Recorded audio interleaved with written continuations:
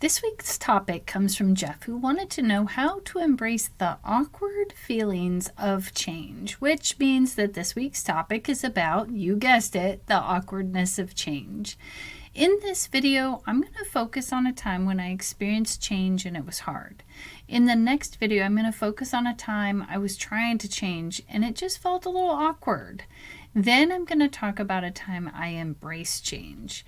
In the next video, we'll meditate, and then you'll get to watch the Friday or the Friday Ditty, where I wrap it all up and I get a little poetic or parable-like and a little nerdy.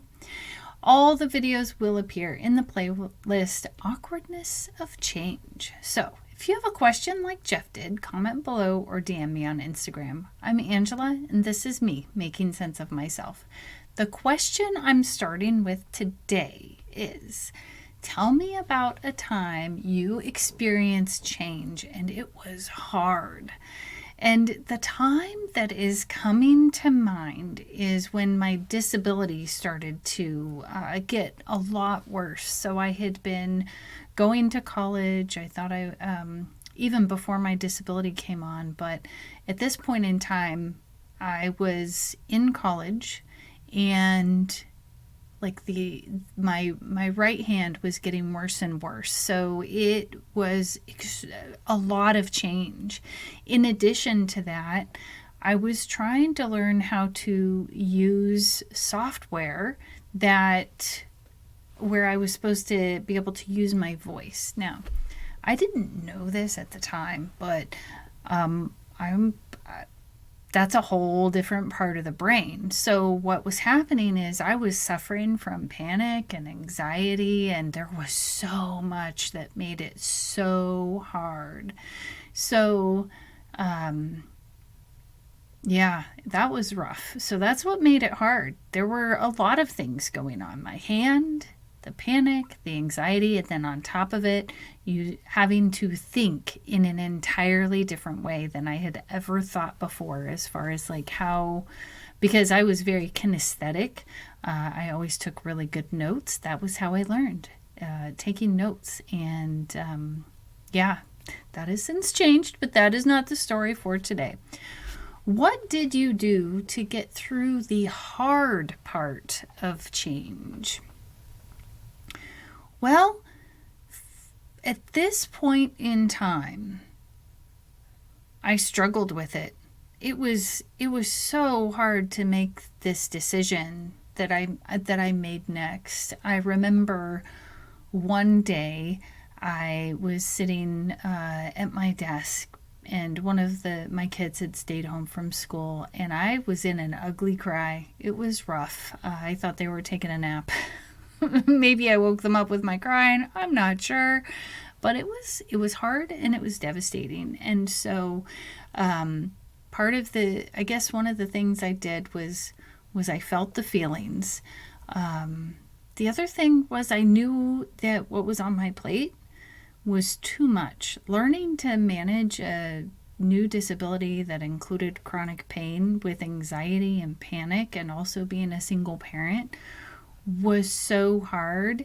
And I think to get through it on some level, I knew it was just too much for me. Like I was overwhelmed and I needed to take that step back so that I could even begin to process what was happening to me, which was also hard because my perception of how I grew up and just the way that I took the world was that I needed to be able to perform in order to have any value. And I could no longer perform, which means like completing tasks and doing, things that everyone else was doing, that I had no value. So even making the choice to quit school like decreased my value even more. So again, then I found myself in the feelings, trying to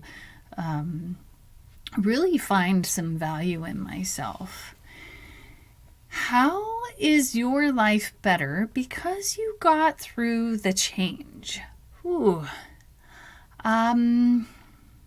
I think I have learned to be more gentle with myself. And that would appear in, like, oh gosh, in the last few weeks, I can tell you that I was sick. I had the flu. Then on top of it, I met a new doctor.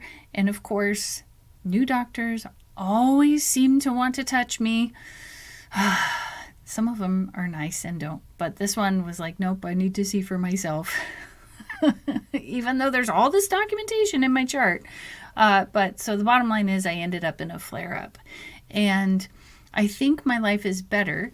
So I'm telling you that so that you can understand a little bit about what happened is, I wanted to get my recording done. I wanted to do some of these other things. And I'm realizing I don't have the capacity to do this. Not only am I still kind of recovering from the flu, but now I'm in a flare-up.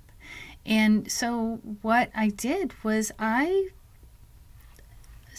chose to watch a show.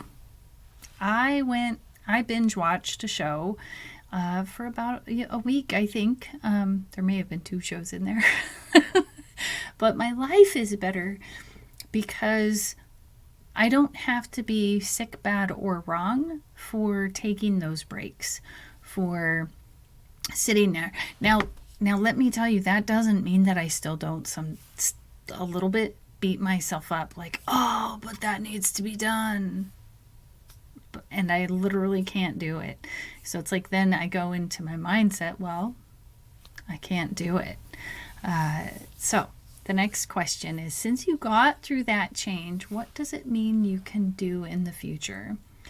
And I really think that what I can do in the future is not only have empathy for myself, empathy and compassion for myself, that when I'm in a pain flare-up or I'm sick and it's very clear that I don't have the energy to do these things, that then I can step back and be like, oh, it's okay. I'm going to go sit down and it will get done if it needs to get done. And just go with it, which is a really hard, coming from that performative mindset to this more relaxed mindset, that also has been hard, and it has been a struggle. And I mean, I can tell you it's possible, and that sometimes it's still hard, and sometimes it's a lot easier. It's that the ambiguity of living the human life, okay?